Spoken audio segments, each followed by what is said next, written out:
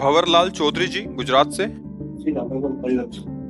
गुरुदेव, आपके चरणों में कोटि कोटि नमन। गुरुदेव, आपको 6 महीने से सुन रहा हूँ। गुरुदेव, भारी विपत्ति में चल रहा हूँ। आप बोले थे कि विपत्ति में ही आप कितने चिल्लाओ प्रभु गोद में बढ़ा लेंगे। आप कृपा करके मार्गदर्शन करें। आप बोलो उतना ही जप करूंगा, आप बोलो वही मार्ग पे चलूंगा। मेरे मन को आपकी डोरी की जरूरत है। विपत्ति हम आपको सहज में बता रहे हैं, अनुकूलता का नाश होना हमने विपत्ति मान रखा है, समझना। चाहे वो पैसे की अनुकूलता, चाहे शरीर स्वास्थ्य की अनुकूलता, चाहे जन की अनुकूलता या पद की अनुकूलता, कई तरह की अनुकूलता का नाश हम विपत्ति मान लेते हैं और प्रतिकूलता का नाश हम संपत्ति मान लेते हैं। ये अनुकूलता और प्रतिकूलता दोनों माया रचित हैं और दोनों हमारे कर्म के अनुसार हैं। पूर्व का जब पाप कर्म आता है तो अनुकूलता का नाश करता है और पूर्व का जब पुण्य कर्म आता है तो प्रतिकूलता का नाश करके अनुकूल परिस्थिति ला देता है। अब इन दोनों कर्मों का नाश हो जाए और एक बीच का मार्ग मिल जाए। बीच का मार्ग है समतुलता। समतुलता का तात्पर्य तो भगवत स्वरूप।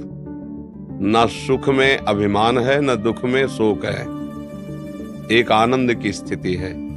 तो यदि हम भगवान का नाम जप करें तो हमारे दोनों कर्मों पर शासन करेगा नाम, पुण्य और पाप दोनों पर, और त्रिगुणातीत आनंद की प्राप्ति हो जाए। पर हम समझ नहीं पाते। हमें लगता है अनुकूलता में सुख है, अनुकूलता बनी रहनी चाहिए, और वो किसी की नहीं बनी रही जो इस मृत्यु लोक में जन्मा है। ना कभी सदैव प्रतिकूलता रहे और ना कभी सदैव अनुकूलता रहे। तो हमें घबराना नहीं है। भारी से भारी प्रतिकूलता आती है, प्रतिकूलता है, ऐसी समस्याएं आती हैं कि किंकर्तव्य विमूढ़ हो जाता है जीव कि अब करना क्या चाहिए, मतलब क्या करूं। मतलब ऐसी समस्याएं आती है कि उसको एक ही रास्ता नजर आता है, या तो अपने प्राण त्याग दूं और या तो कहीं ऐसी जगह भाग जाऊं जहां कोई अपना ना हो। कई पर समस्याएं। गरीब आदमी है, 1 बीघा खेती थी, बेटी का ब्याह हो, फिर बेच दिया 6 लाख रुपए में। अब एक लड़का है, अब बेटी का, अब क्या करेगा, वो बूढ़ा होता जा रहा है, परेशानी। अब कितनी समस्याएं जीव की, ऐसे कर्म बंधन से माया बांध देती है। दुर्दशा है, दुर्दशा।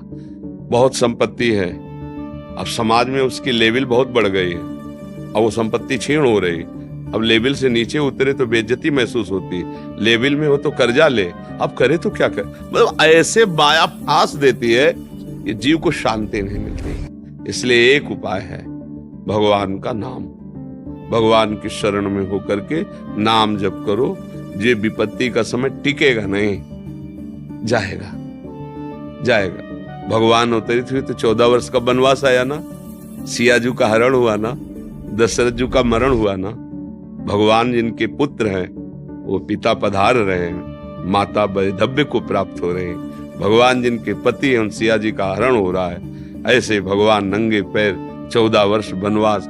तो ये भगवान ने लीला करके दिखाई हमें कि हम तुम तो मनुष्य हैं, जीव हैं, उनके अंश हैं। वो जब स्वयं अवतरित होते हैं तो देखो कृष्णावतार में देखो जेल में अवतरित हो रहे, माता पिता की हथकड़ी बेड़ियां पड़ी हुई, भयंकर राक्षस स्वभाव वाले वहां रक्षा में लगाए गए हैं, उनकी सुरक्षा। मतलब ये क्या भगवान हमको संदेश दे रहे हैं। आएंगे हमारे जीवन में, पर घबराना नहीं है। जन्म ले रहे हैं मथुरा की कारागार में और रातों रात आ रहे हैं नंदालय में। भगवान को चुरा के ले जा रहे हैं कौन?